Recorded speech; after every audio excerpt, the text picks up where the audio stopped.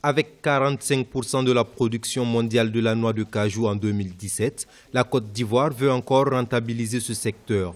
C'est donc sous le signe de la hausse du prix du kilogramme que s'est ouverte le 15 février la campagne 2018 de commercialisation de l'anacarte. Cette évolution des prix a été communiquée à l'issue du Conseil des ministres du 14 février par le porte-parole du gouvernement ivoirien.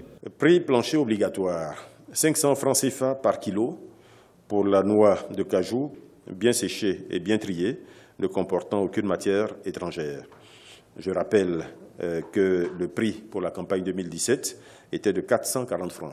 Le prix plancher obligatoire magasin intérieur est fixé à 525 francs CFA le kilo et le prix plancher magasin portuaire est fixé à 584 francs CFA le kilo. En plus de la hausse des prix planchers, le Conseil des ministres, en ce qui concerne l'exportation de la noix de cajou, a décidé de l'institution par la nouvelle annexe fiscale d'un droit unique de sortie de 10% sur le prix CAF, coût assurance et fret de la noix brute de cajou exportée.